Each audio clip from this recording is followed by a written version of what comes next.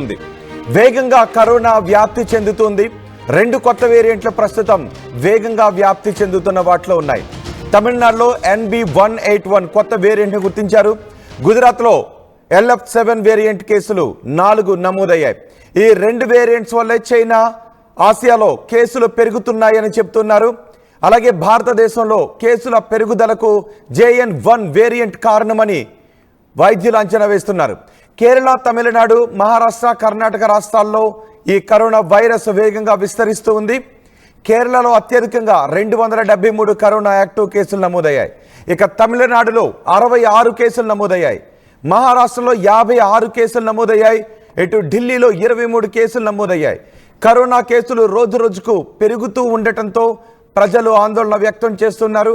అయితే ప్రమాణాలు పాటిస్తే సరిపోతుంది, ఆందోళన వ్యక్తం చేయొద్దు, ప్యానిక్కి గురి కావద్దు అని చెబుతూ ఉన్నారు వైద్యులు.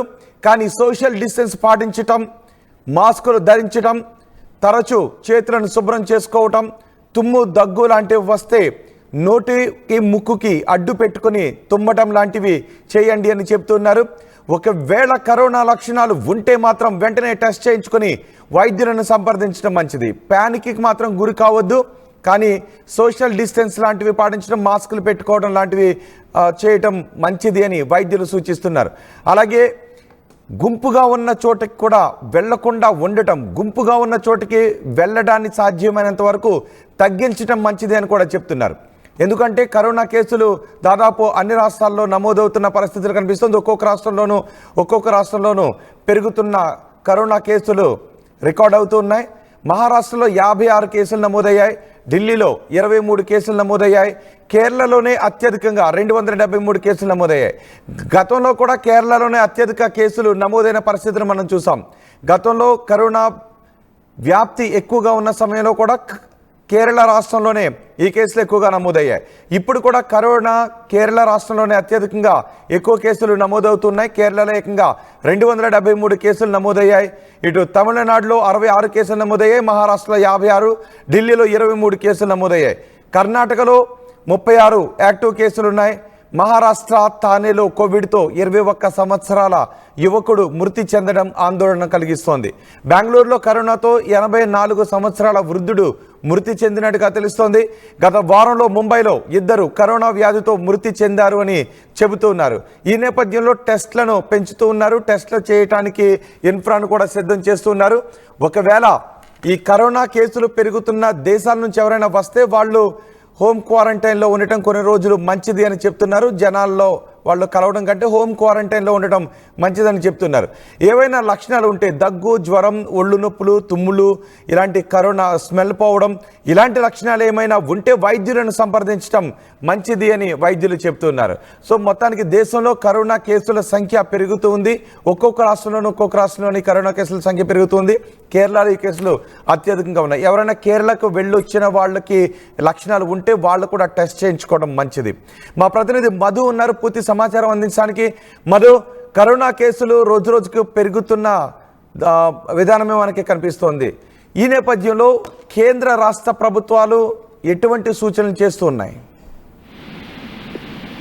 గతంలోనే కోవిడ్ తో ప్రపంచం అంతా ఇబ్బందులు ఎదుర్కొంది. దానివల్ల జాగ్రత్తలు పాటించినటువంటి పరిస్థితి ఇప్పుడు మళ్ళీ వేగంగా కేసుల సంఖ్య పెరుగుతుండడం పైన చర్చ కొనసాగుతా ఉంది. తమిళనాడులో, తర్వాత గుజరాత్ లో కొత్త వేరియంట్లు గుర్తించినట్టుగా తెలుస్తా ఉంది. అధికారులు అప్రమత్తం చేస్తా ఉన్నారు.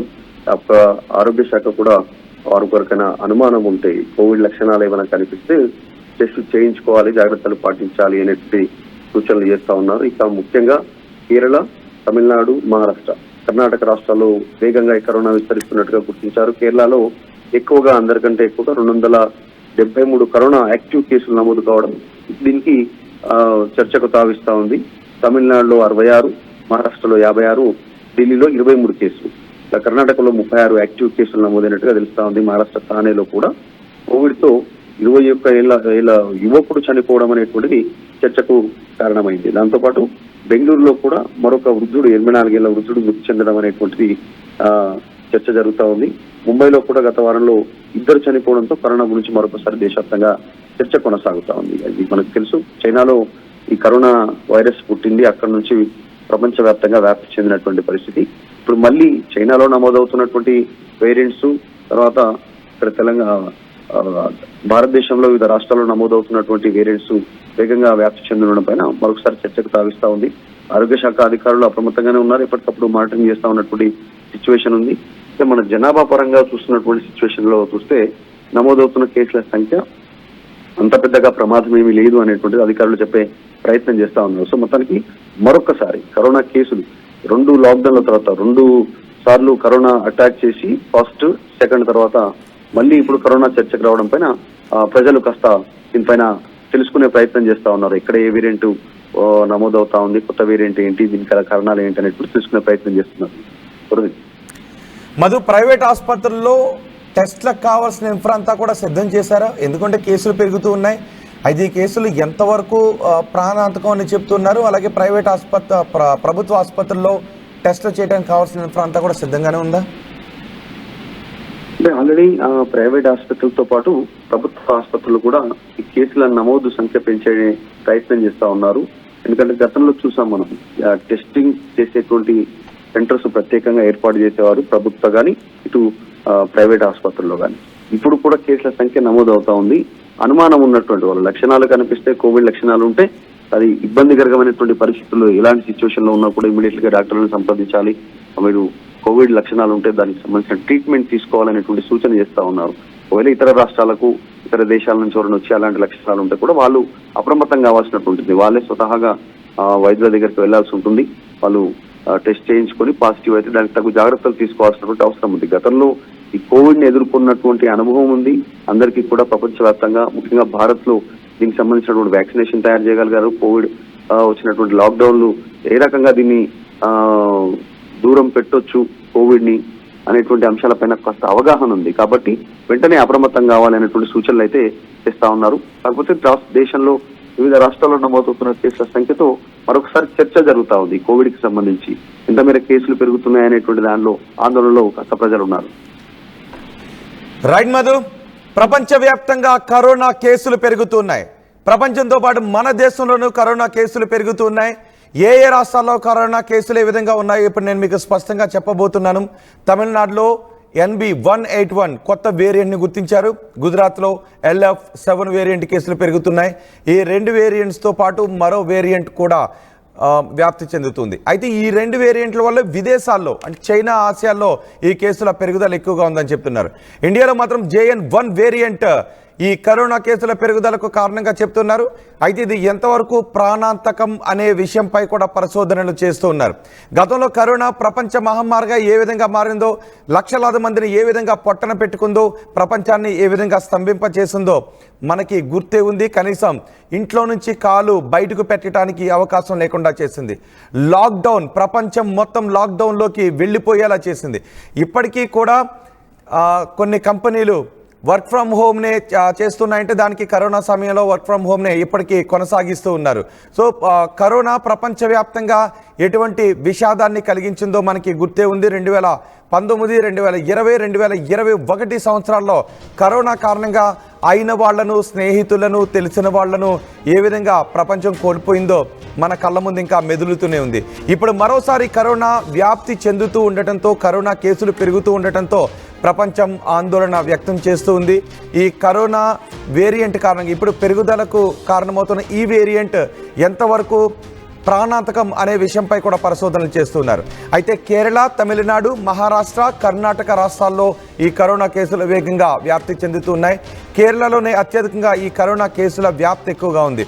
సో కేరళకు వెళ్ళొచ్చిన వాళ్ళు ఎవరికైనా ఈ లక్షణాలు ఏమైనా ఉంటే మీరు టెస్ట్ చేయించుకోవటం మంచిది. అలాగే విదేశాలకు ఏ దేశాల్లో అయితే కరోనా కేసులు పెరుగుతున్నాయో ఆ దేశాలకు వెళ్ళొచ్చిన వాళ్ళు ఎవరైనా ఉంటే వాళ్ళు కొన్ని రోజులు హోమ్ క్వారంటైన్ అవటం మంచిది అని సూచిస్తున్నారు. కరోనా యాక్టివ్ కేసులు తమిళనాడులో 66 ఉన్నాయి, మహారాష్ట్రలో 56 ఉన్నాయి, ఢిల్లీలో 23 కేసులు ఉన్నాయి, కర్ణాటకలో 36 కేసులు ఉన్నాయి. మహారాష్ట్ర తానేలో కోవిడ్ కారణంగా 21 సంవత్సరాల యువకుడు మృతి చెందాడు. అతనికి ముందు ఎటువంటి మరో రకమైన వ్యాధులు లేవు, కేవలం కరోనా కారణంగానే చనిపోయాడు అని చెబుతున్నారు. ఇటు బెంగళూరులో కరోనాతో 84 సంవత్సరాల వృద్ధుడు మృతి చెందాడు. కరోనా వ్యాప్తి ఎక్కువగా వృద్ధులపైన, లేదా ఇతర వ్యాధులు ఉన్న వాళ్ళపైన ఈ కరోనా ఎక్కువగా ప్రభావం చూపించే అవకాశం ఉంటుంది. గతంలో కరోనా చిన్నపిల్లలపై ఎటువంటి ప్రభావాన్ని చూపించలేదు. కానీ బలహీనంగా ఉన్నవాళ్ళు, ఇతర అనారోగ్య సమస్యలు ఉన్నవాళ్ళు, వృద్ధులు ఈ కరోనా కారణంగా ఎక్కువగా ఎఫెక్ట్ అయ్యే అవకాశం ఉంటుంది. కాబట్టి వాళ్ళు మరింత జాగ్రత్తగా ఉండటం మంచిది.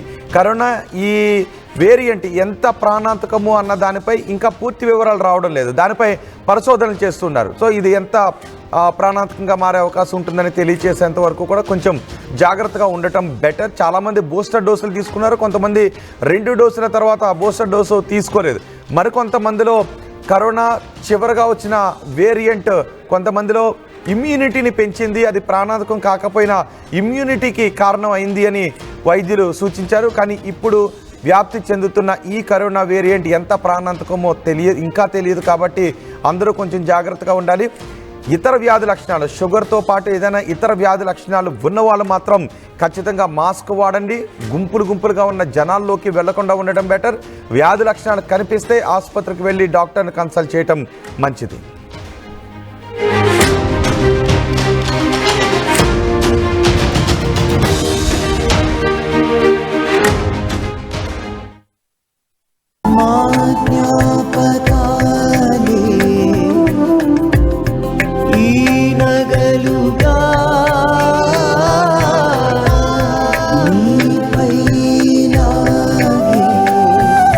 అమ్మాయి గౌరవాన్ని అమ్మలా కాపాడుతుంది గోకులం సిగ్నేచర్ జ్యువెల్స్.